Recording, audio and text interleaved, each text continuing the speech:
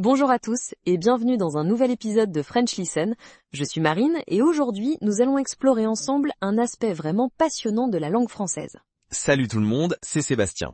Et oui, comme l'a dit Marine, on va s'attaquer à un sujet qui vous intéresse tous, les expressions familières et l'argot du quotidien en français. De quoi vous aider à comprendre ce que disent vraiment les Français dans la rue. Exactement Seb, parce que soyons honnêtes, quand on apprend une langue étrangère, les manuels nous apprennent rarement comment dire « j'ai la flemme de faire la vaisselle » ou « ce film était vraiment ouf ». Et pourtant, c'est ce qu'on entend tous les jours dans le métro, au café ou entre amis. Aujourd'hui, on va donc vous livrer tous nos secrets pour parler comme un vrai Français. Mais avant, Marine, peut-être qu'on devrait préciser à qui s'adresse cet épisode ? Bien vu. Cet épisode est parfait pour les apprenants de niveau intermédiaire, disons B1, B2. Si vous comprenez déjà bien le français standard mais que vous vous sentez un peu perdu face aux expressions familières, alors cet épisode est fait pour vous. Et on va couvrir beaucoup de terrain aujourd'hui. Des expressions idiomatiques, aux mots d'argot, en passant par le verlan. Mais avant de plonger dans le vif du sujet, Marine, est-ce que tu pourrais rappeler à nos auditeurs ce qu'est exactement le langage familier ? Bien sûr. Alors, le français familier, c'est simplement la langue qu'on utilise dans des contextes informels, avec les amis, la famille, parfois les collègues. Ce n'est pas du français incorrect ou mauvais, c'est juste un registre différent du français standard qu'on apprend dans les livres. Exactement. Et contrairement à ce qu'on pourrait penser, ce n'est pas un français pauvre. Au contraire, le langage familier est souvent très riche, créatif et en constante évolution. Il reflète la culture vivante d'un pays. Totalement d'accord. Bon, pour structurer un peu notre émission, je propose qu'on commence par parler des expressions idiomatiques courantes, puis qu'on passe à l'argot et au verlan. Qu'est-ce que tu en penses, Seb ? Ça me va parfaitement. Et pour chaque expression, on donnera une explication, un exemple, et pourquoi pas quelques conseils sur quand et comment l'utiliser. Super. Alors commençons par quelques expressions idiomatiques typiques qu'on entend tous les jours en France. Première expression. Avoir la flemme. Qui veut la définir ? Ah, j'adore celle-là. Avoir la flemme, c'est tout simplement ne pas avoir envie de faire quelque chose par paresse. Par exemple, j'ai la flemme de sortir ce soir. Je préfère rester sur le canapé à regarder Netflix. Et c'est vraiment une expression super courante, surtout chez les jeunes. Tu l'entendras souvent comme excuse pour ne pas faire quelque chose. Une autre variante, c'est avoir la flemme de ouf, ce qui signifie avoir vraiment très la flemme. Exactement. Et puisqu'on parle de ouf, expliquons cette expression aussi. Ouf est du verlan, c'est-à-dire qu'on inverse les syllabes du mot fou. Donc quand quelque chose est ouf, ça veut dire que c'est fou, incroyable, surprenant. Le verlan, c'est vraiment un aspect fascinant de l'argot français. On prend un mot et on inverse ses syllabes. Parfois c'est simple, comme fou qui devient ouf, et parfois c'est plus complexe. On reviendra plus en détail sur le verlan un peu plus tard. Pour l'instant, continuons avec quelques expressions idiomatiques. Une autre que j'utilise souvent est « mettre les pieds dans le plat ». Ah oui, mettre les pieds dans le plat, ça signifie aborder un sujet sensible ou tabou de façon maladroite ou directe. Par exemple, si tu demandes à quelqu'un « tu as pris du poids » pendant un dîner, on peut dire que tu as mis les pieds dans le plat. Exactement. C'est une expression à connaître pour comprendre quand quelqu'un vous reproche d'avoir été trop direct. Et une autre, dans le même esprit, casser du sucre sur le dos de quelqu'un. Celle-là est intéressante. Casser du sucre sur le dos de quelqu'un signifie dire du mal d'une personne en son absence, critiquer quelqu'un quand il n'est pas là. Par exemple, arrêter de casser du sucre sur le dos de Marie. Elle n'est même pas là pour se défendre. C'est ça. Et c'est une expression qu'on utilise souvent pour reprocher à quelqu'un de médire. Dans le même registre, on a aussi tailler un costard à quelqu'un. Tailler un costard, c'est critiquer sévèrement quelqu'un, généralement en son absence. L'image est forte.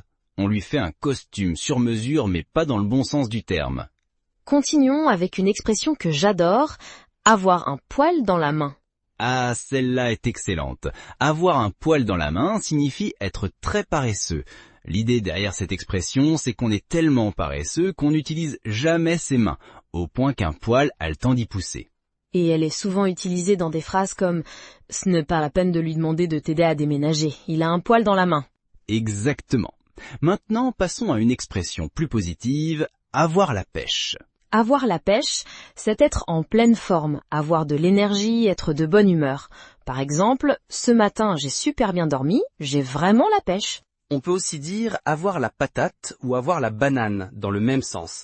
Les fruits et légumes sont très présents dans les expressions françaises liées à la bonne humeur. C'est vrai. Et à l'inverse, quand on n'est pas bien, on peut dire avoir la gueule de bois. Avoir la gueule de bois, c'est se sentir mal le lendemain d'une soirée où l'on a trop bu.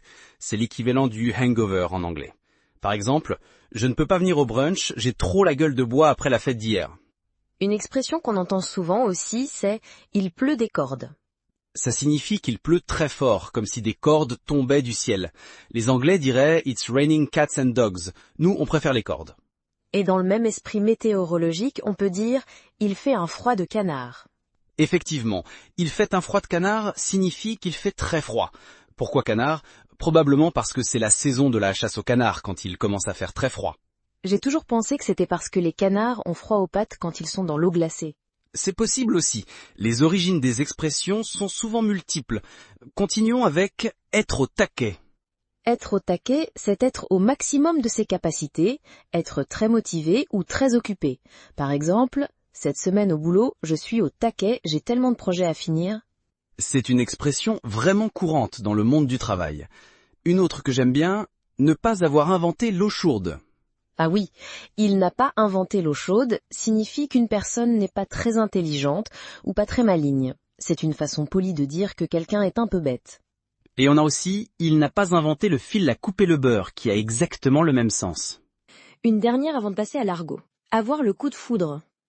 Avoir le coup de foudre, c'est tomber amoureux instantanément. Dalle signifie rien du tout. Donc je ne pige que dalle à ce cours de physique veut dire que je ne comprends absolument rien. Un mot qu'on entend beaucoup, c'est un truc. Un truc, c'est un mot passe-partout qui peut désigner n'importe quoi. Un objet, une idée, une activité. Par exemple, passe-moi ce truc là-bas. Ou j'ai un truc à te dire. Et sa variante, un machin, qui est encore plus vague. Absolument. Quand on ne trouve pas le mot juste, on dit toujours passe-moi ce machin ou j'ai oublié son machin, son nom. Pour les personnes maintenant, on a un mec pour un homme. Et une nana ou une meuf pour une femme. Par exemple, j'ai rencontré Nana sympa à la soirée d'hier. Une meuf, c'est déjà du verlan, non? C'est femme à l'envers. Tout à fait. C'est un parfait exemple pour commencer notre section sur le verlan, justement. Le verlan, c'est le langage à l'envers. D'ailleurs, verlan, lui-même, est le verlan du mot l'envers. Le verlan consiste à inverser les syllabes d'un mot.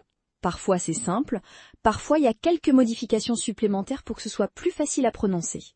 Donnons quelques exemples. On a déjà parlé de meuf qui vient de femme. Un autre exemple très courant, chelou qui vient de louche. Louche signifie suspect, bizarre. Donc quand quelque chose est chelou, c'est qu'il y a quelque chose de bizarre. Par exemple, ce type est chelou, il me regarde bizarrement. Un autre exemple, relou qui vient de lourd, dans le sens de pénible, ennuyeux. Par exemple, ce prof est relou, il nous donne trop de devoirs. Un mot qu'on entend partout, ouf, qui est le verlan de fou.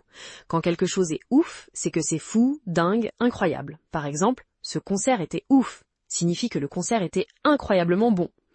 Un autre mot très répandu, teuf, qui est le verlan de fête. Par exemple, il y a une teuf chez Julie samedi, tu viens? Et on ne peut pas parler de verlan sans mentionner keuf, qui est le verlan de flic, qui est déjà de l'argot pour policier. Exactement, c'est du verlan de l'argot. Comme rebeu, qui est le verlan de beurre, qui est déjà le verlan d'arabe, c'est ce qu'on appelle le verlan au carré. Le français familier ne cesse d'évoluer. Un autre exemple de verlan, feta, qui est le verlan de fête. Donc on peut dire « c'était la fête à hier soir » pour dire que c'était une super fête. Un mot de verlan très utile, zarbi, qui vient de bizarre. Par exemple, son comportement était un peu zarbi. Et pour finir avec le verlan, un mot très courant, vénère, qui vient d'énerver. Par exemple, ne lui parle pas maintenant, il est vénère. Super, on a couvert pas mal de vocabulaire du verlan. Maintenant, j'aimerais qu'on parle un peu des abréviations, qui sont très courantes dans le français familier. Excellente idée. Les Français adorent raccourcir les mots, par exemple l'après-midi pour l'après-midi. Le prof pour le professeur, l'examen pour l'examen, le resto pour le restaurant. La fac pour la faculté, la récré pour la récréation, le petit-déj pour le petit-déjeuner.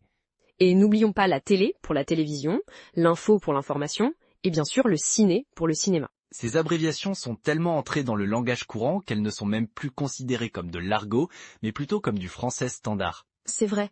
Maintenant, passons à un aspect intéressant du français familier, les expressions avec des nombres.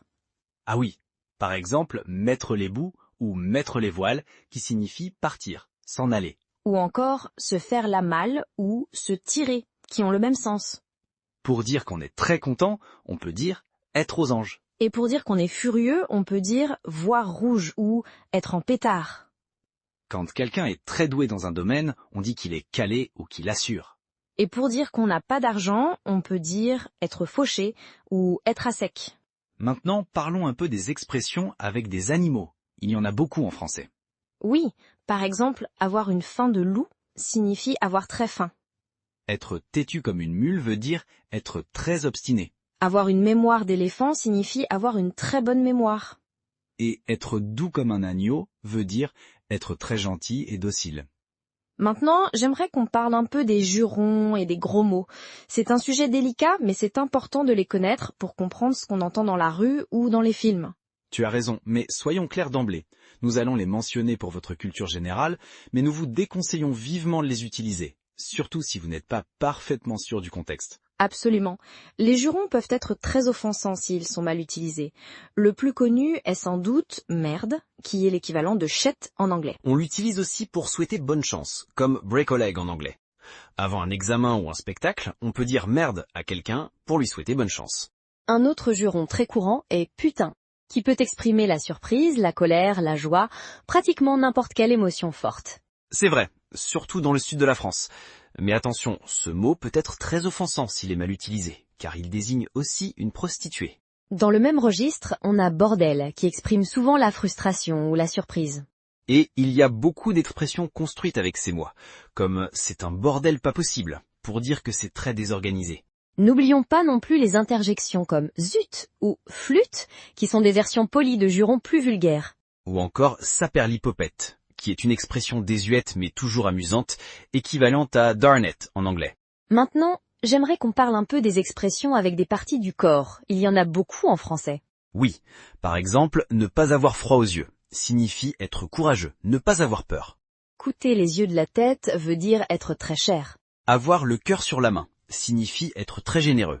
Et avoir les dents longues veut dire être ambitieux, parfois de façon excessive. Passons maintenant aux expressions avec de la nourriture, autre grande passion française. C'est du gâteau signifie que c'est facile. Être dans les choux veut dire échouer ou être perdant. Raconter des salades signifie raconter des mensonges. Et mettre du beurre dans les épinards veut dire améliorer sa situation financière. Donc, si on résume, on a vu les expressions idiomatiques, l'argot, le verlan, les abréviations et des expressions sur différents thèmes. Mais bien sûr, il y en a des centaines d'autres. Absolument, le français familier est extrêmement riche et évolue constamment. Ce qu'on vous a présenté aujourd'hui, c'est juste la pointe de l'iceberg. Exactement. Et maintenant, pour vous aider à mettre en pratique tout ce vocabulaire, on va faire une petite mise en situation.